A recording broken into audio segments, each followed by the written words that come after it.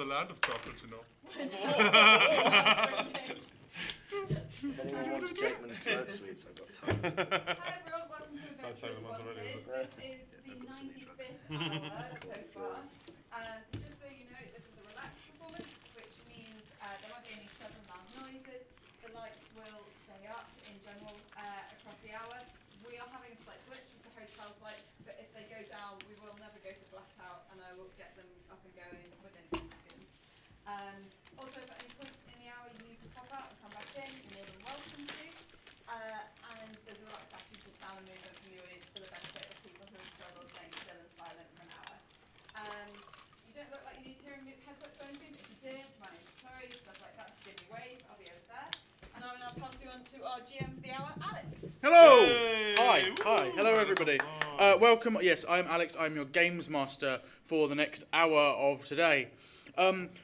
What is this? What's going on? Well, this is Adventurers Wanted. Welcome. For those of you who don't know or who are new to anything like this, we are a tabletop role-playing game. What that means is that each person here sat around the table has their own unique character that they are running, they make decisions about. I, as the games master, play the rest of the world. I describe the places, the people and the things that they encounter. I'll tell them things that happen or things that are occurring around them, and they will tell me what they would like to do, how they would like to interact.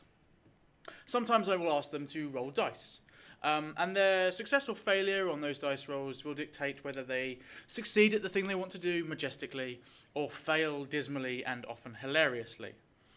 It helps push the story along and add an element of chaos. The story so far. All of our players here are crew members aboard a naval research vessel known as the Spirit of the Horizon. On a recent mission, it was unexpectedly and magically teleported to a completely new and unknown world. Now the crew have to figure out how to get home, whether that be by fighting monsters, exploring islands, making new allies, or by some other means as yet unknown. Most recently, after being asked to explore a nearby island by 3 of the queens who live on an island known as the Troquin Caldera, and whom the players have had many encounters with and earned a respect and loyalty amongst their people. They have asked them to head to an island nearby known as Nublar. They're looking to expand their civilization and their reaches, and they've sent out small parties and settlers to this island in an attempt to start to build a small community on this island. The players arrived, and the ship docked off the sides, and a small jolly boat made its way onto the island with a small party of 4 members. They made their way through dense forest and found themselves looking out over a wide vista of plain. And all over the plain there were these packs of dinosaurs, all kinds of dinosaurs. Herbivores, a few carnivores, some omnivores, some triceratops, brontosaurus, etc., etc., etc. You get the gist. They made their way down off of the cliff, pursued by a giant pack of tiny flying lizards. Tiny little sharp-toothed, about this big, about 6 to 8 inches high, flying without wings. They hid in a pack of hadrosaurs as it stampeded along, distracting the swarm, diving into the river and hiding. They made their way across the river, healed a triceratops, fought another triceratops and nearly killed it, and it ran off to find its mate. With them is a strange man known as the Warden. He is covered entirely in hair and carries this sort of sash across him. He is a member of a species known as the Eriag, who some people have encountered on board the ship before, but not very often. We're going to pick back up as they are stood in the middle of the clearing, The warden has just imparted a useful piece of information, and the party will be making a decision moving forward. Before we start, I'd just quickly like everybody to go around the table, tell us their name, the name of their character, what the character does, and how people on board the ship would know or be able to pick out that specific character. So something about their background that means that everyone on board the ship would know who they are. Starting on my left. I'm Isla. I am playing Noggin, the gnome rogue, and I am the ship's dentist. I collect shiny things and teeth, and people would know me probably because I would have stolen something from them, something shiny at some point. Or their teeth. All their teeth. Hi, my name is Reese, and I am playing Galbert Twinkletoes, the halfling monk. Galbert is the quartermaster upon the Spirit of the Horizon, and he runs a very, very clean ship after being promoted from a cleaner to quartermaster. Don't ask about the promotion track on this ship. It's not clear to me either. And that's how most people would know him. My name is Ian, and I am playing as Brother Jurgen, who is a cleric of the goddess Lyra, who is the goddess of joy, who is just out to have a good time. After a series of harrowing events that have occurred throughout their journey, his goddess doesn't seem to be there. Something else is talking to him, something else. And he's decided that enough's enough, and it's time for him to get back to his assigned role, which is spreading joy. So he has taken on a self-promotion, because the captain wasn't doing it, of Chief Morale Officer for the Horizon, and he is currently the ranking officer on the away party, and it's all going swimmingly. I'm Dominic. I'm playing Elias Maudlin, who's another cleric. That won't get awkward. I will. He is. His surname Maudlin is very apt. He's a Maudlin figure. He was forced into the church after his aristocratic family was almost wiped out in a civil war, and the church was the only place he could go.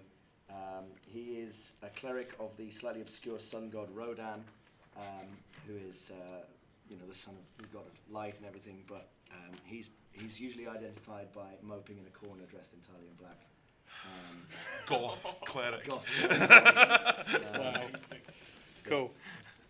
Wonderful. Thank you very much. So we pick up our scene. Noggin, Galbert, and Brother Jurgen, you are stood in the middle of this plain, and grassland sweeps away beside you. As you look out around you, you see distant forests, and off to the distance in front of you, there is this craggy peakland. A mountain which you assume is sort of somewhere near the centre of this island that you've made your way onto. The warden is in the middle of explaining to you the background and why some of these beasts appear to be somewhat magical, and has just imparted this knowledge to you that the dragon, which I left out, a dragon which swooped over your head nigh on half an hour ago and picked an entire triceratops up and flew off in that direction, may be the cause of the strange magical auras that you see around some of these dinosaurs, and has suggested or pointed out the direction in which you would need to head if you wanted to make your way towards it and negotiate or discuss what's going on. As you are stood there, you notice that your buddy, Elren, the elf wizard, who you have spent the last 45 minutes fighting alongside and negotiating with and explaining what's going on to, he is infused in this strange golden magical aura, and he disappears, and in his place stands Elias. Elias, what were you doing on board the ship immediately before you found yourself suffused in this golden magical energy? I was on the toilets reading a book. Okay, so Elias appears beside you. Although, do you have toilets on ships? I was probably just sat on the side of the ship. Yeah, stuff the edge. Yeah. Yeah, it's just like Clutching a book. a hole out In the the side wind. of the ship. He appears beside you, partially depantsed, clutching a book. What book are you reading? It's an esoteric tome about moon worship. It's something I shouldn't really be reading. Wonderful. Yeah, it's called Simeon and How to Know Her. You've picked it up on the island where they follow and are very, very interested in the worship of the moon and Simeon. Party, how do you react to seeing this man appear beside you? Well, I'm already half covered in poo, so I've been diving in dinosaur droppings. This isn't the end of the world for me. And I'm just like, obviously being a cleric of joy, I'm just like, oh, not this mopey bastard. Hello, Elias. Greetings. Oh, God, here we go. It's fucking sparkling sunshine. Oh, dear.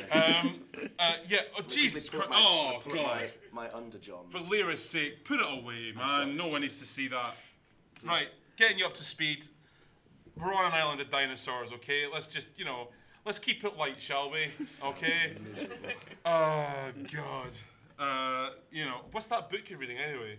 This is Simeon and How to Know Her. I recommend it. Isn't that a self-help book for young women? I wouldn't know. Okay. I was disturbed in my readings. Oh, dear. Right, okay. Let's tidy yourself up. Gal, could you go and wash your hands, please? You're still covered in dinosaur poop. Yes. I head towards the nearest river and begin to scrub my hands. Yeah, it's a couple of minutes walk back to the river that you crossed, but you can make your way back there. While no Gal was problem. doing that, can I have a quick look? Seems we're in the jungle. You're still in the middle of the plains at the moment. Okay. Can I have a quick look around to see, on this island, if there's any useful plants that may help in my spreading of joy back on the ship? Roll a nature check. Yay. Oh, that's a natural one. Oh, never mind, forget it. No joy for Jurgen tonight. Are you struggling, Brother Jurgen, to identify the plants? Oh, it's been a long day already. Yeah, you look around, you see grass. Not the kind I was looking for, sadly. Yeah. Yeah. Galbert makes his way back to the party, and the warden sort of has been waiting patiently, and looking at you and saying, and he sort of turns to the party and he says, "Well, you want to head along? Head towards that coppice," and he points out a small part of the forest on the very edge of the plain that sort of sticks out further. He says, "If you head through that and follow the land as it heads upwards, you should come out on the edge of the mountain area, and from there you should be able to make your way quite easily through." Two things very quick. I'd like to insight check that. Yep, go ahead. That's 16. He appears to be honest. Okay. And then I'd also like to take some of the poop and put it in a little baggie to give to Philip later and claim it's a new type of mud. You can do so. Excellent. Philip is the ship's geologist. He likes to collect mud and bits of rock. He'll be thrilled, I'm sure, to be handed a bag of dinosaur poop. Is that for Philip? Good lad. Good lad. That'll be hilarious. Morale achieved. Well done. I was thinking, jovial pranks and all that. It's fine. As long as no one loses an eye again. Oh, they might get pink eye, but that's... so we're heading that way, I guess. The warden sort of starts to shuffle off in the direction of the trees that he pointed out to you. So we following them? If you want to. Yeah. Skipping Okay. along behind. Yep. Wonderful.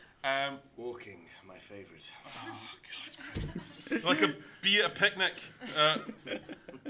Warden, obviously you've been living here for a while, and we are strangers in this jungle land. Do you have anything that might help to protect us, that might help to steer the dinosaurs away? Because these are wild creatures. We've already attacked one who we thought attacked us, and we don't want to harm them. Do you have any kind of way to keep the some kind of almost like a mosquito repellent, if you will, but for dinosaurs, a dinosaur repellent, Sorry, is that getting a little bit Batman 66, shark repellent type thing? Is that where we're getting? A little bit. He looks at you a little confused, and he looks at you and says, Why would you want to hide from these majestic beasts? Just in case they try to eat us? Oh, God. It's not a problem I've ever had. Okay. We never had to, mind. we had to run away, and they tried to eat him. They got a fair bit of me, to be fair. Yeah. At this point, he says, "Oh, the compies. Yes, those ones are dangerous, but these ones are fine." And at this point, he just clicks his fingers, and suddenly you see he's surrounded by a tiny little swarm of them. None of these ones are flying, though. Okay. And they skitter around, and he sort of plays with them in his hands, and like, aren't they cute? I think they're my favourite. And after a short period of time, I freak out. yeah, as you would. And I attempt in every can I balance myself on the end of my cornerstone? It's like, nope, no. That's Yeah. very acrobatic. Yeah, you can indeed. Can I try to make friends with one of them? Yeah. Do you want an animal handling? Yes, please.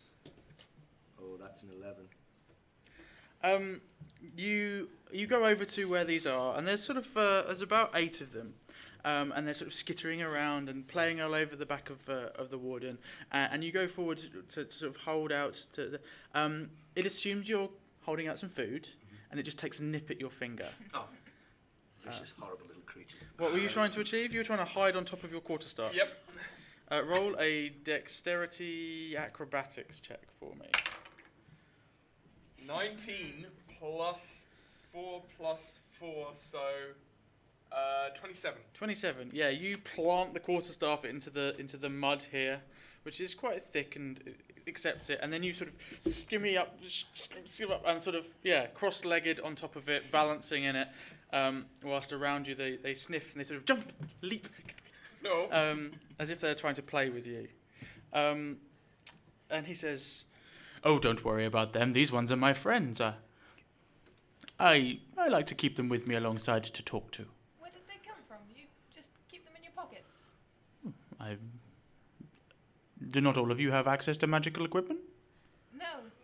No, well, part of being a druid." I see. Well, can you do your druid thing and get rid of them?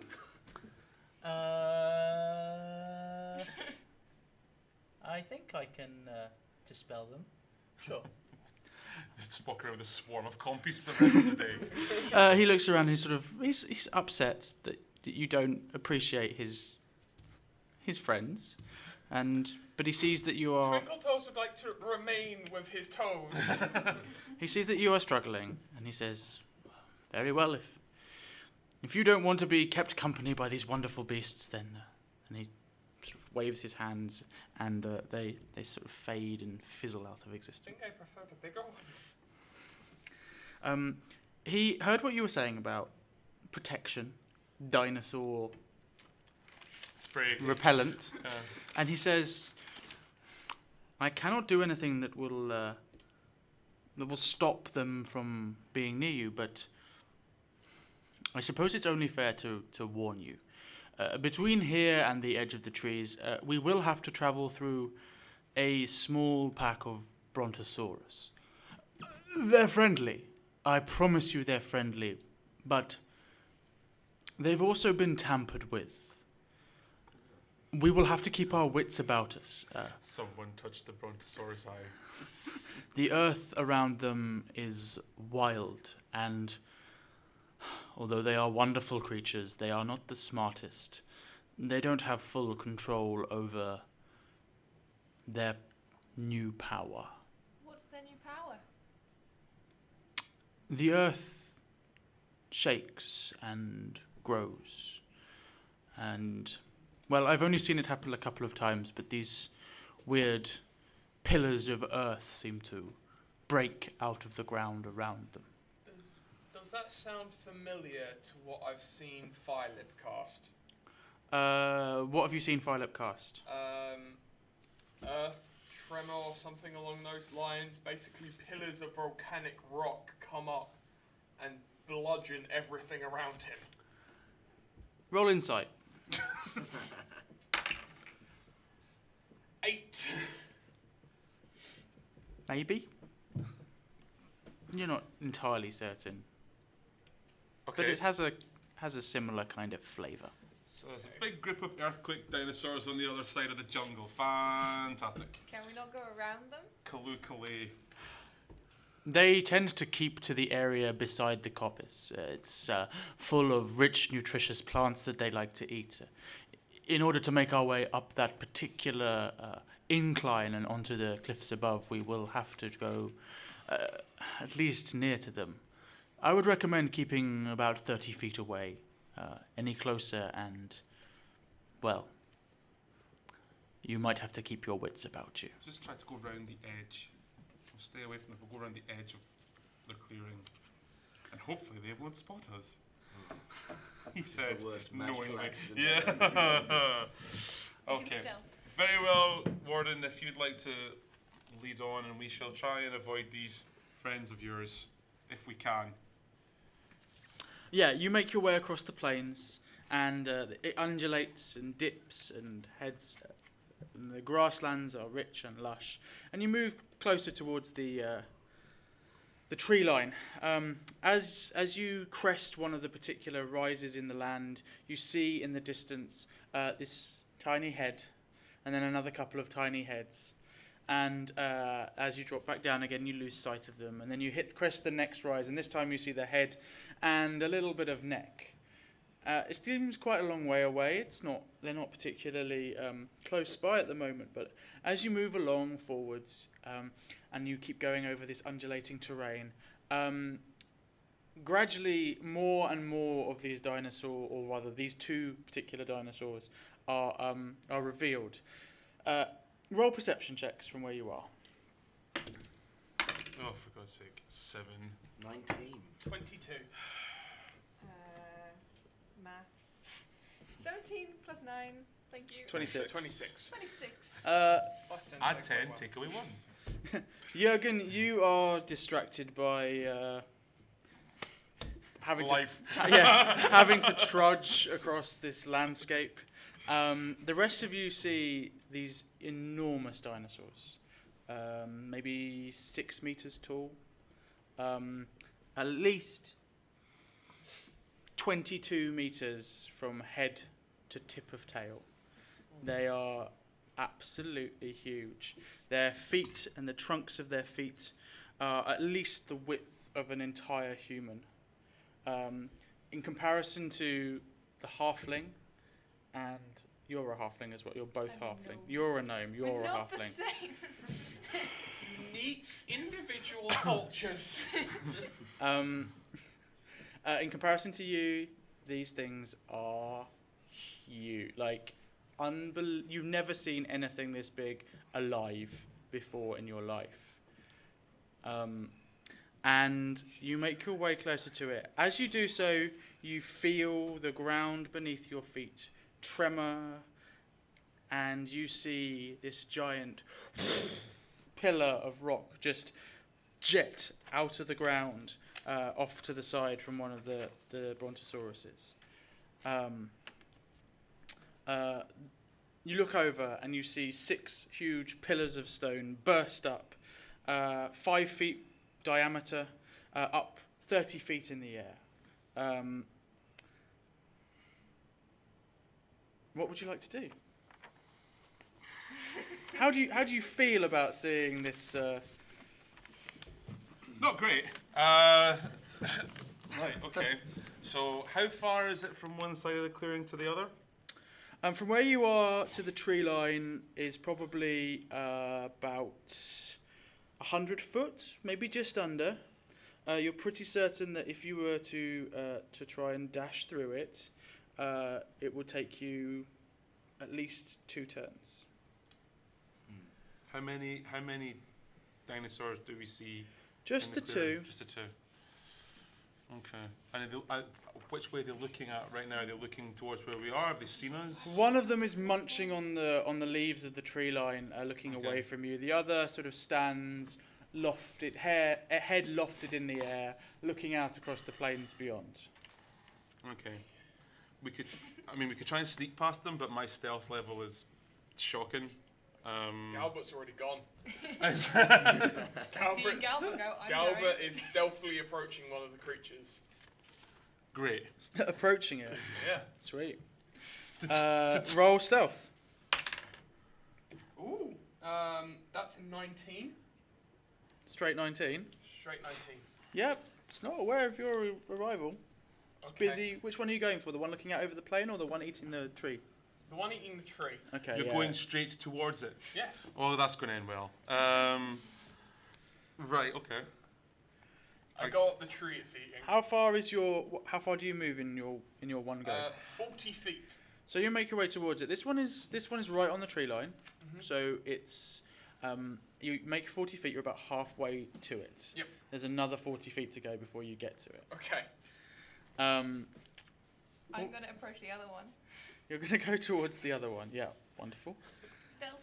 Yep. Roll stealth for me. That is a 17. This one looks out over the plain. Doesn't notice you. Okay.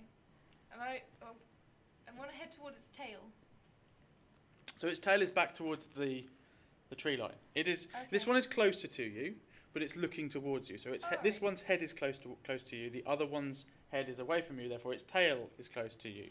They're relatively close to each other, sort of tail to butt. So where one's tails finish, that's roughly where the butt of the other one starts. Okay. So what's your movement? 25. You make it 25 feet towards it. This one is still 20 feet away from you, and you would be underneath its head and its front. Can I run and jump onto it? Yes. What are you gonna do when you jump onto it? Noggin! Just grab on with your arms. Yeah. Okay. You jump, you leap, you put your arms out to grab onto it. I need you to make a strength saving throw. Who keeps bringing the dentist? Oh, that is no. A 0. Oh, Critical failure. oh noggin. You put your arms out to grab onto it, and you splat into the front of its knee. Or what would be its knee if you could make it that high up. It's more like the bottom of its shin, really. It's huge. You put your arms out to grab around it. You realise as you're flying through the air that you have criminally misjudged how wide this leg is. You could never get your small gnome arms around it. And instead of grasping onto it, you just splat into it and you fall backwards, Right, okay. taking 6 bludgeoning damage from hitting the floor. Oh dear, that didn't go as well as I thought it would. The creature is completely unaware of what has occurred to it. Right. Okay.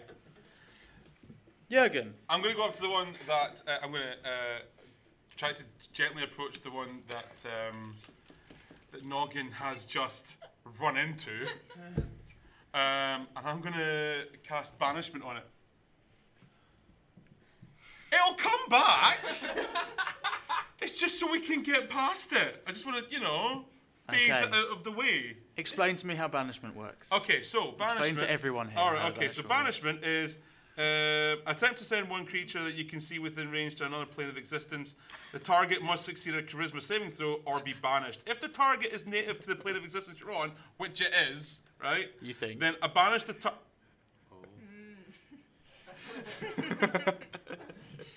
Then you banish the target to a harmless demi-plane while there the target is incapacitated. The target remains there until the spell ends, at which point the target reappears in the space that it left. If the target is native to a different plane of existence, then the target is banished with a faint popping noise. How oddly specific. That's how you with tell. a faint popping noise returning to its home plane. So, worst case scenario, I either get rid of it and it comes back, or I'm doing it. Either way, I'm doing it a favor. I mean, we could nuke it, or I can just make it go. And then it'll come back. So you Yeah. you reach out with your hand and you cast the spell. Explain to me exactly how the spell looks. What happens when you do Okay, it? so basically, what I'm imagining in my head is that I reach out with the thing, and a sort of ethereal energy sort of comes out of my hand, obviously purple in colour, and it envelops the dinosaur, and it's kind of like, if I can step out of the game room for a bit like Quantum Leap, where the light just sort of goes, you get the, and it just, and it disappears. And it wakes up inside the body of a exactly, and all of a sudden it's in drag, and it's in the middle of like La Bamba, and it just turns to the camera and goes, "Oh boy!" It has to make a charisma saving P. throw. Belisario. There we go. Yeah, charisma. Exactly. What's your DC on this? What's the spell? 16. It rolls 8. Yes. And then it just goes. In front of you, above you. Maybe the next leap will be the leap home. I mean, who knows? The dinosaur that you were there with just disappears. There is no noise. Yay! It's meant to be there. It disappears. The one chomping on the trees. Blythe. I think we have a plan, Elias. Elias, your turn. Why? I hate to admit that Brother Jurgen is right, but I will follow suit and do the same thing on the other one. No! There goes our fun adventure riding.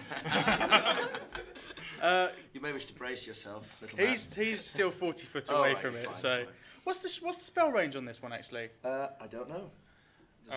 It says, let me see, the spell is 60 feet. 60 feet. Yeah, you would have to. What's your movement? 30 feet. Yeah, we'd have to move up to the edge of your movement to do so, and then you need to cast the spell. Okay. So explain to me I'll how. break into a very misanthropic jog.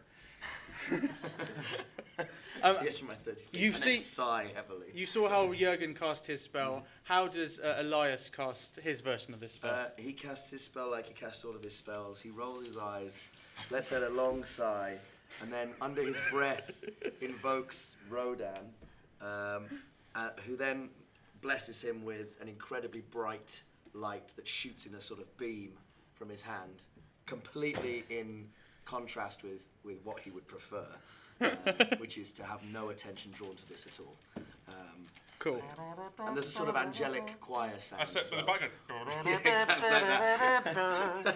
What is the spell DC? The DC is 17. It disappears. Yay! Thank you. Galbert, look, it's fine. They'll come back in a minute. Once we're far enough away from them, we'll dispel it and it'll be fine. They'll pop back. They'll be Then fine. can I feed it a branch? Well, look, you can have your moment of the dinosaur sneezing on you later on. Can we feed them branches? There are many beasts on this one. Of course, if you want to come back later, then we can feed them all kinds of branches. I suggest climbing into some of the trees nearby. I have my favourite tree. I like to stand up there and sort of nuzzle on it and touch it like that. Sounds amazing. We could charge people for this.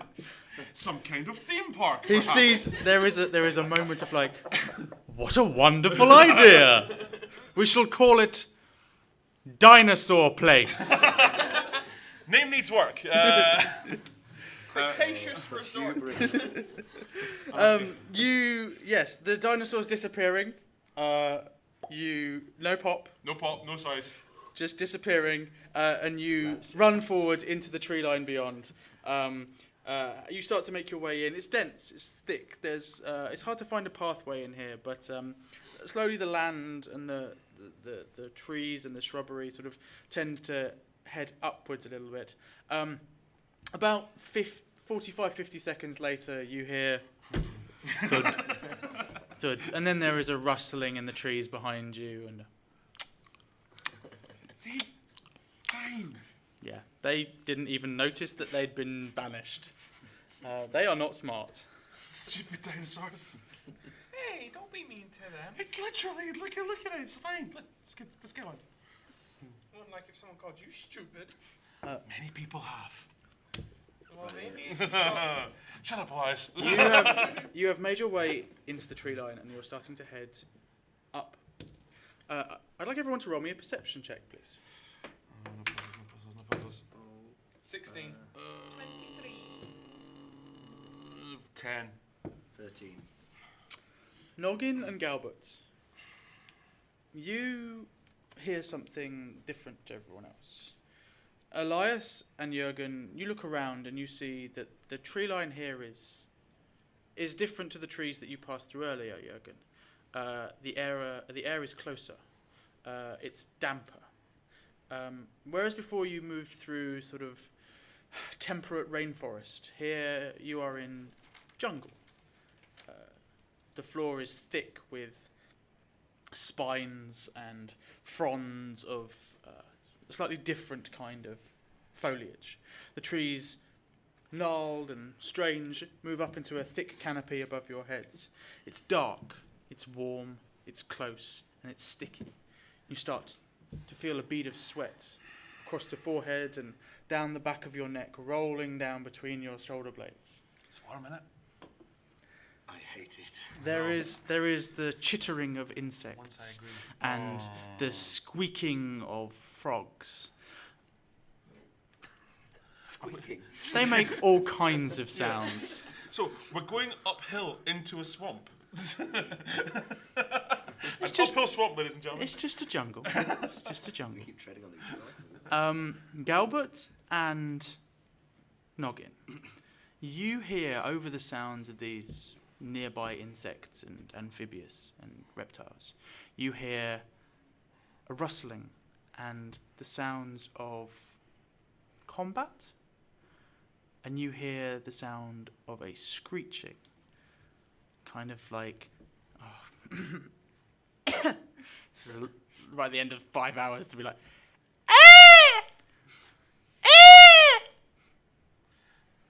It's a very angry seagull. I heard that. Or a loud frog. Heard what, Galbert? You okay?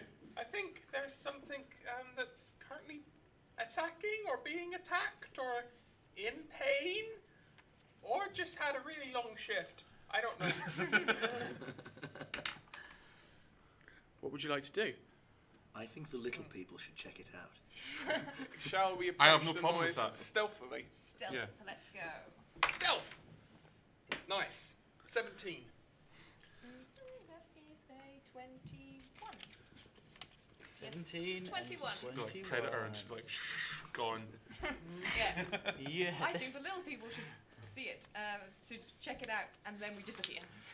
There, you move dexterously and carefully through the foliage. In front of you, it opens up slightly.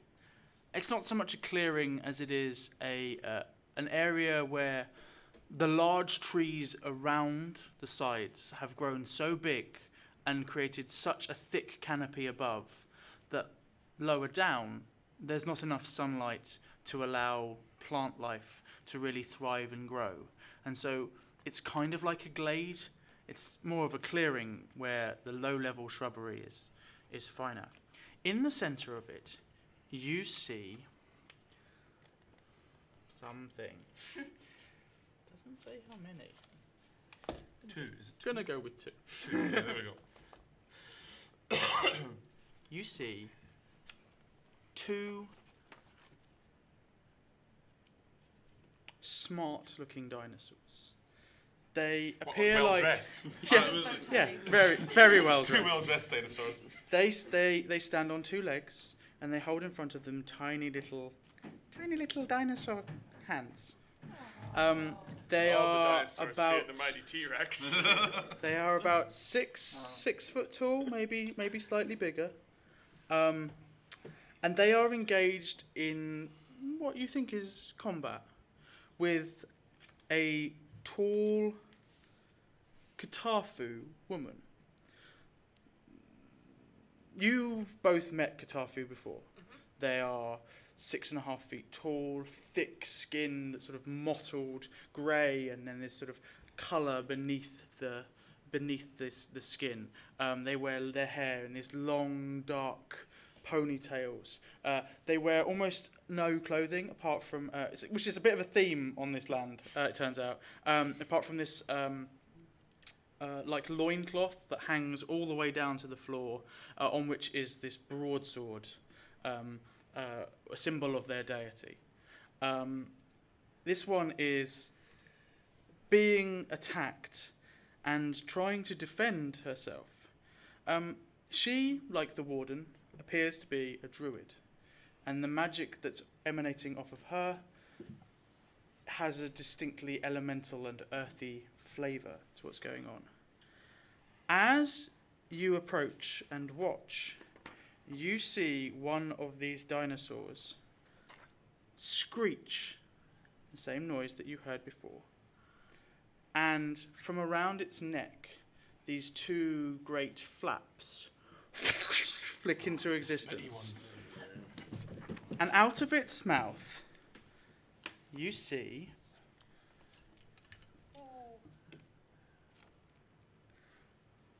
a bolt of yellow energy fire and hit the Katafu woman.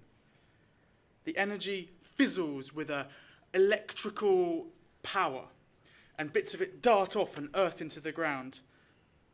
The Katafu rolls a quick dexterity saving throw. 16. What's going on? Lots to do. And succeeds, dashing out of the way as this thing darts over her shoulder. She takes damage from it as the lightning bolt bangs into a nearby tree, and the tree shudders and some leaves fall from it. Oh my. We can do this. Okay. Call for help? Probably best, but we can do this. Okay. I leap out of the tree line, yelling for Brother Jurgen and, sorry, remind me. Elias. Oh, that's great stealth over there. You leap out and you shout. Didn't make you, did I? I run towards one of these creatures and hit it with my quarterstaff. Non-lethal damage, but I am attempting a stunning strike. So Okay. let's see if I hit. Thank you. That's a 25 to hit, That hits. and it's 8 bludgeoning damage. And it needs to make a Constitution saving throw, DC 15. It fails its Constitution saving throw. It is stunned. Okay. I'd like to go over to the other one and try the same thing. Yep, That's a 22 to hit. that hits. It's 9 bludgeoning damage, Mm-hmm. and it's another Constitution saving throw. Which it fails. They are both stunned. I grab this druid by the arm, and I start pulling them towards the tree line. You used all of your movement to get to the druid. I use my bonus action, expend another key power point, and dash. Okay. Convenient that you do so. Your shouting as you rushed into the glade draws the attention, and you see around you as you grab hold of it, you see 6 more heads peer up. Oh no! No! Clever girls. What have I done? Told you. Not sure we can I regret take my these ones. decisions. As you should. We're going to combat, and with their dexterity of 22, What? they fast. get to go first.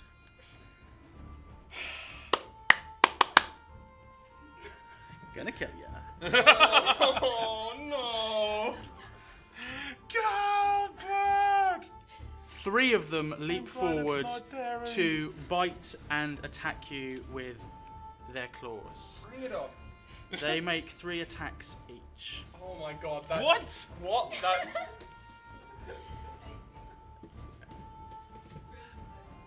Yeah.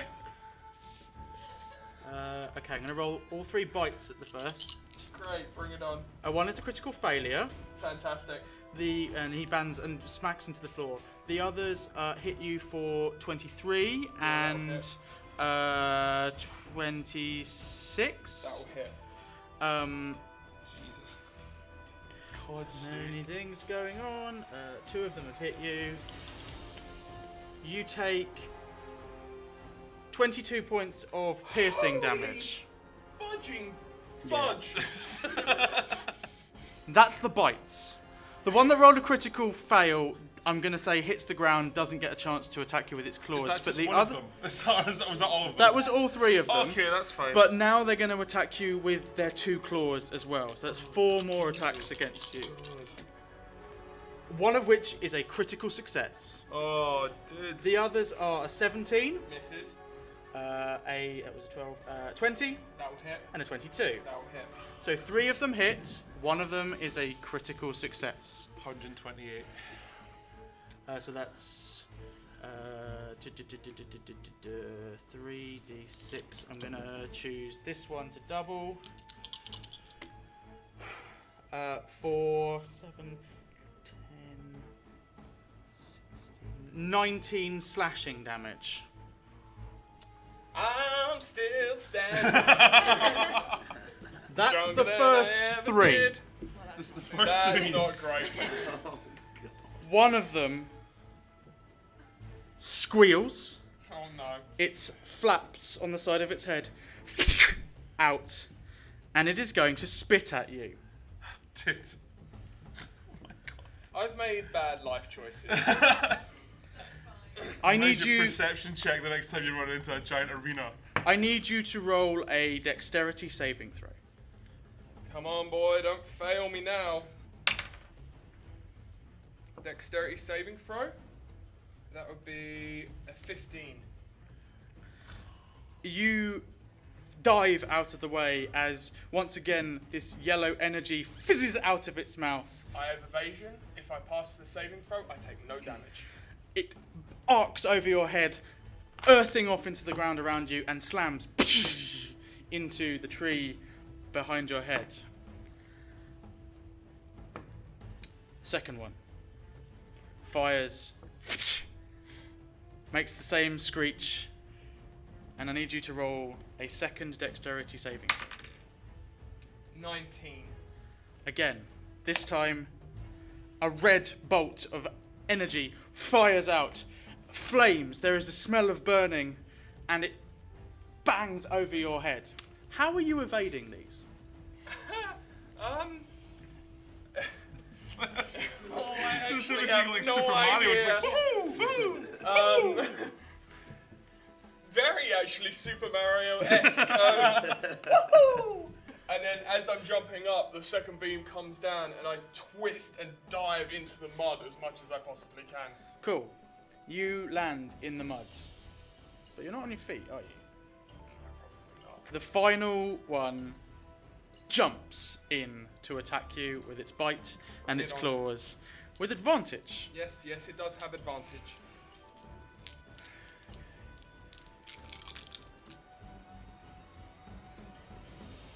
What? 3 of them are black and 3 of them aren't, so I've paired them off Okay. at random.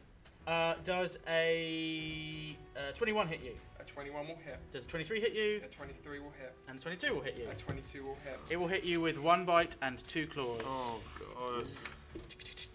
1d10. Where are you? And 16 HP. Oh, mate. How much? Oh, no.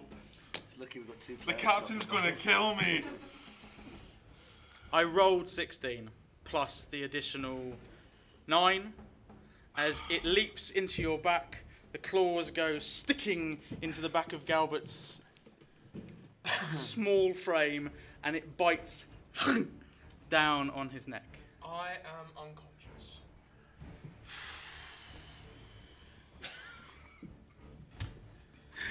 Bloody hell. And I think at that point, I'm going to pull this hour to a close slightly earlier. There's only a minute or so left, but it seems like a good place to hold. I've never been so glad to teleport out of there. I think that's going to be great. Catch you later, super losers. Well, thank you very much for coming.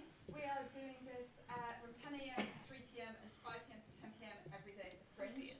We're also live streaming it on twitch.tv/adventurouswanted and live tweeting at Adventurous2K. going to quickly throw to a couple of guys who have some shows, other shows on at the Fringe. Go for it, man. So I am the host of a comedy panel game show called Imaginary Porno Charades, which is basically, as it sounds, it's charades of titles to made up porn films. It's a lot of fun. We've got lots of guests from all across the festival every night, different guests every night. This weekend on Friday, Saturday and Sunday, and this weekend we've got Stephen Bailey and Maddie Anhol, and we've got Dan Atfield, and we've got Christian Talbot, and lots of different people coming on this weekend. Lots of fun every Friday, Saturday, Sunday at 11 o'clock at Sweet Grass Market. Hopefully see you there. I'm doing a one-man show about Thomas Paine, the 18th century revolutionary, called The Common Man, or The Bridge That Tom Built. It's at Sea Royale every night at 7:30. It'd be great to see you there. If you fancy history and politics. And it's funny too. There's a pretty good Donald Trump impression in there. People tell me. Cool. We've now got to do a quick turnaround for some other lovely people to get in here, so it's just up where you came, but have a lovely day. Thank you very much for coming. Hey, round of applause. Thank you. Thank you. See you later, stream. Bye. God, I have never been happy to be bailing out. Jeez, oh man.